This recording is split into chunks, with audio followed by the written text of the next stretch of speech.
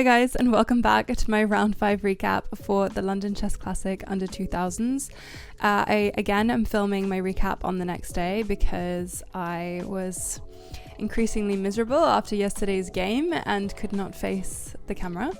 I also want to apologize for the quality of the round 4 recap. In general, it's just really busy. There's a lot of people, and so it's been really hard to find a quiet space to film, which is why I've given up and I'm now filming from my Airbnb. So sorry we don't have the festive background anymore, but at least here I know I won't have background noise basically. So I had the black pieces and my opponent was like 9 years old. So that's always everyone's dread, is to play a child. Just speaking on behalf of like all chess players, no one ever is excited to play against a child. And what I saw was that my opponent played e4. I saw he'd played like the exchange variation against the French, so I thought that's what we were going to have. My opponent instead plays d4. Here what I am anticipating is c4, and then we just transpose into Queen's Gambit accepted, except after this we have g3. And now I am entirely out of prep. I have literally no prep here whatsoever. This is also really like non-standard move order for the Catalan, at least in my experience. So I was not expecting this at all. I have since spoken to my coach and we have some killer prep for it now. So if you're watching this hoping to prep this against me, be warned, I now have prep. But I think someone specifically prepared this child against me because I think I had a bad game in the Catalan in Reykjavik earlier this year, and I ended up getting a horrible isolated queen's pawn or something, and then a horrible isolated e-pawn. I don't want to talk about it, but yeah, so I went for something that I never go for, so I spent some time and I played this g6 bishop g7 setup. Basically I let them recapture the pawn. So my plan here was never to play for b5, because I always have the fear in Catalans that there's going to be something on this diagonal, and there are often lots of tactics on this diagonal, so I'm never going to play for b5 here even if the engine wants it, because it's terrifying and I don't want to be terrified all the time. I also did consider a c5, and I wasn't sure about like this kind of situation, and then like maybe this, I don't know. I guess now here I have this, but it doesn't even come with check in this line. Yeah, I didn't really like the look of this, and this is essentially why I didn't go for it. I also wasn't sure if here I'm meant to try and like keep the pawn, but that seems like impossible. And so I didn't play c5 here, and what I instead played was just I'm going backwards apparently. Instead what I played was castles, and I allowed them to recapture the pawn. Instead of castles I also considered bishop e6, but I thought this would just be bad because here, but then I thought maybe I can go here, but then now they have e4, so this would be unpleasant, I think, to face. So instead I went for bishop e6 now, getting a tempo on the knight, and after knight e5 I can play bishop d5. Like, my plan obviously is to neutralize the bishop on the light squares, and what I didn't know and have learned the hard way through this game is that everything revolves around the e4 square. And what I'm apparently supposed to do is put the bishop on e4 at some point, but I didn't know that because I've never played this before. And what I told my chat after was basically that I felt like I was playing chess for the first time in my life, which is true. And so here, just knight c6 developing, and we trade. I have already used like half an hour and it's move 10, which is honestly a nightmare scenario because it's move 10, so I should probably still be in book. And my opponent has used almost no time because children don't use time and they know openings apparently. And here bishop e4 is the move. I spent a long time here because I just genuinely didn't know what to do, what I was supposed to play for. I didn't know if I was supposed to play for like a knight d5, knight e4. I didn't know if I was supposed to play bishop d5 or bishop e4. I didn't know anything about what I was supposed to do. I considered options with moving the bishop and like also like bringing the rook to c8 and trying to play for c5 later now. But I just honestly didn't know. So I figured I would play knight e4 because now I'm activating this bishop, and this knight is kind of hard to get rid of right now. And bishop b2, my opponent uses no time whatsoever. And here I was incredibly unhappy with my position. And there's nothing wrong with my position. Like, objectively it's equal, but I have no idea how to play it, which makes it all of a sudden like the worst position in the world. Like, I would rather have a position where I'm slightly worse but I know what to do than this position where I literally had no idea. Like, it wasn't easy to figure out what to do with any of these pawns, like where my rooks are supposed to go, where my queen is supposed to go. Like half of my pieces are just completely undeveloped, and I don't know where to put them. And I guess it's because what I was supposed to do was I was supposed to play bishop here and, like, I don't know, probably not even knight here, but I also considered queen d6. And I think I'm meant to play like around these two pieces in the center, but it just felt really scary to have this bishop like on e4, because whenever I move this knight, this bishop is then loose, and also I'm just concerned about it being attacked. So I didn't do that, and instead I played f5, which, as I played f5, I felt that it was horribly anti-positional and made me want to vomit. Genuinely didn't know what else to do, and so I was like, I'm just gonna put my knight there. And I thought that, you know, if they try to like play for this, I would like probably just trade. And I thought that this was probably fine for me. I calculated a lot of this, and I figured this was fine. I don't know. Stockfish says it's equal, but I don't trust Stockfish anymore because it thinks that any position is equal pretty much. I mean, objectively, you probably take the side with the two bishops. So yeah, after e3, just preventing an f4 push and attack on the king side, I was still pretty unsure about what I wanted. So I decided to play queen e8, which essentially just prepares rook d8 and preparing e5. So this is my plan, is to play e5, play in the middle, and with the rook on the open file, and I don't know, maybe like at some point, like if it ever works, g5, f4. But that's like a distant vague idea. That wasn't the idea. The idea was rook d8, e5. And then my opponent played this move, rook d8. Obviously, if he plays knight here, it just hangs the knight because there's a pin on the d4 pawn. So no longer concerned about this kind of idea. Knight back. And here I was just like, thought that I'd messed up. And as you can see, my opponent has still only used like 10 minutes and I've used 40 or whatever, 50. Oh my God. But apparently here I'm supposed to play e5 and just continue with my plan. But this just like felt so ugly and just looked so bad. And apparently d5 is the move that they're supposed to play, which I don't know if he would have played it. It seems kind of weird. My pawns in the middle, terrible. Like, I just don't know what I'm supposed to do. Yeah, none of this made any sense to me. So instead I made a mistake, of course, which is becoming a recurring theme apparently. Why did I not play e5? I think e5 is honestly not like a super simple move to play here. Like, it just felt icky. Does that make sense from a chess perspective? Like, that this feels bad, and obviously bishop takes feels even worse. Like, and this is just objectively like losing. We lose this pawn, we probably lose another one, and we have the world's worst pawn that's gonna get taken at some point here. So I saw this, and I saw that this was terrible, and I saw this, and I thought that this pawn was also not very good, and that, I don't know, I'm always concerned about this bishop being kicked, and also of like exchange sacks sometimes, and also just like, I don't know, all sorts. And I think white is preferable here. White has by far the better pawn structure, and I think just has a happier time.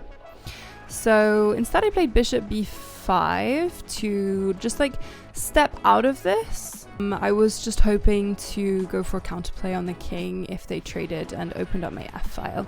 After queen f7, which is a mistake. I really did think that they could just play rook takes pawn, and I was like, oh, guess I'll deal with that if and when it happens. I don't know, like, I've learned to deal with being down a pawn. But instead they just played bishop takes, which I thought was really strange, like anti-positional. And then after knight takes, here apparently I should still be playing e5.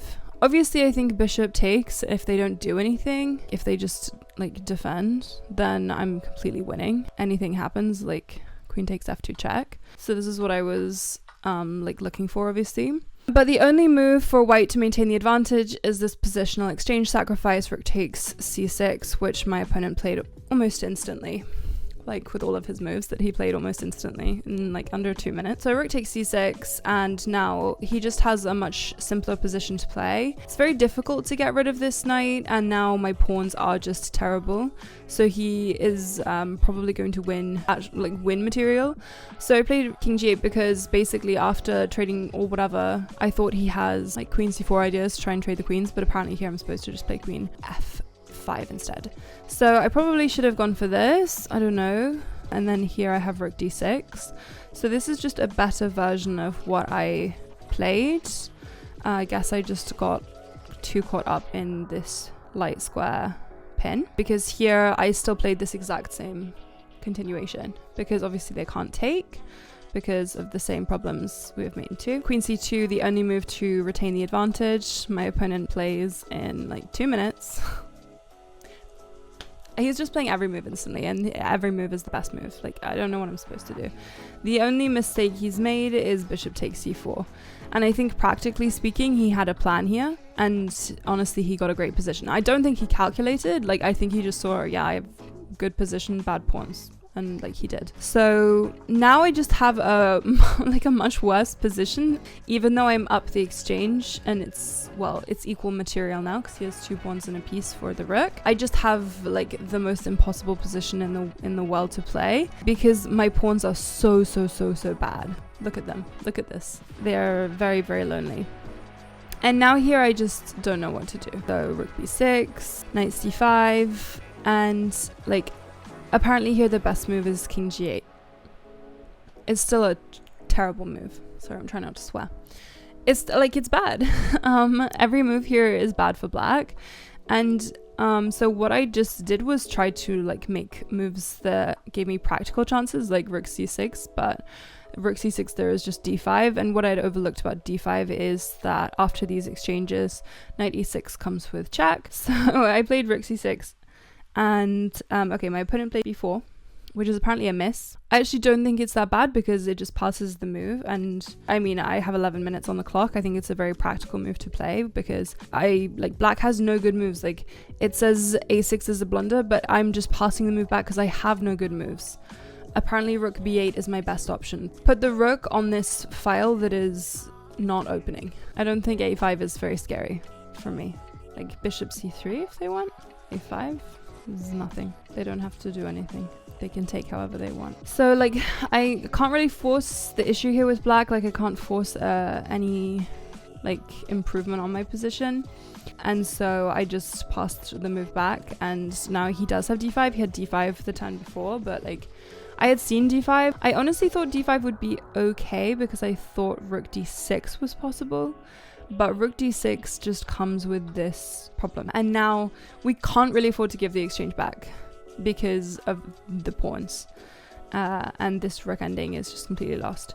So what I'd missed was just that knight e6 came with check. And I mean, I have less than 10 minutes on the clock. I know some of you will comment that I had terrible time management in this game, but when I said earlier that I felt like I was playing chess for the first time, like, I have no idea about these. I mean, I do now because I've sat there looking at it for 3 hours, but I had absolutely no idea about these kinds of positions whatsoever. I had no idea how to play the position in the first place.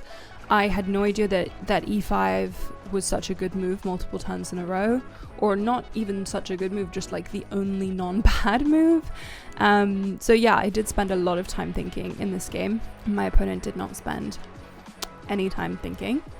So I gave back the exchange because it's the most practical try for trying to not allow them to win this endgame with the pawns. So here I played a5 because I'm concerned about the bishop getting trapped. I only have 2 minutes. Apparently rook b8 is a better try, which, yeah, I guess that does make sense. But now I'm still kind of concerned about the bishop being like, it can't move.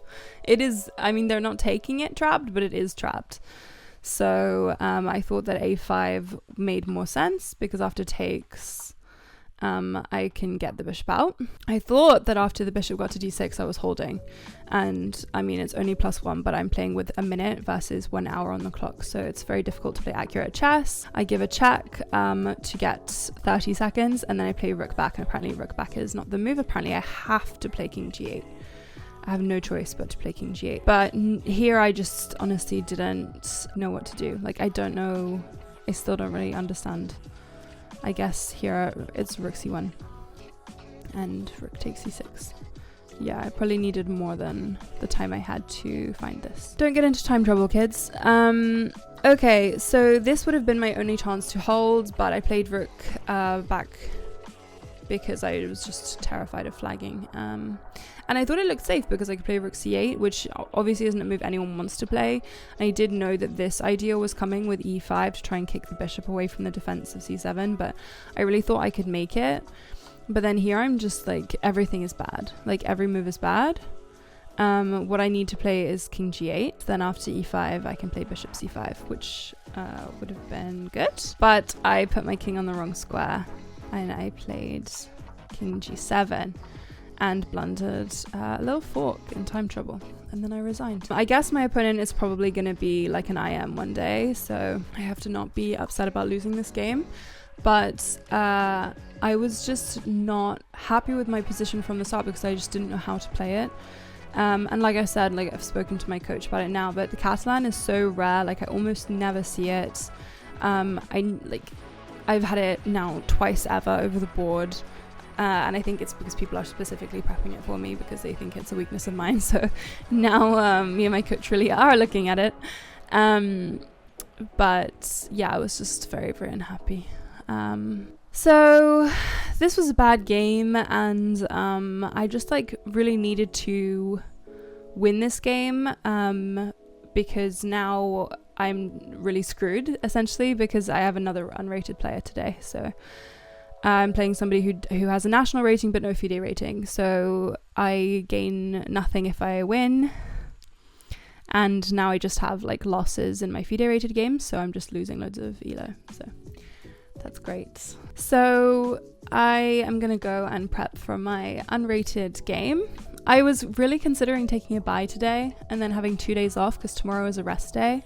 So I'm not playing again after today until Thursday, but I probably should have taken the bye today. I mean, there's a chance, I guess, on Thursday that I would have played an unrated player, but I'm just at the end of my patience at this point. So yeah, I'm just increasingly more frustrated with myself, obviously, because if I hadn't taken the draw in round 5, then none of this would have happened. And it's very difficult to not see these all as like a chain reaction of events. So anyway, I hope you enjoyed seeing me lose very, very, very badly.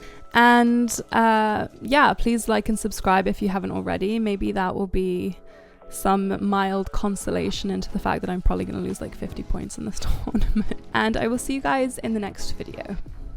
Bye guys.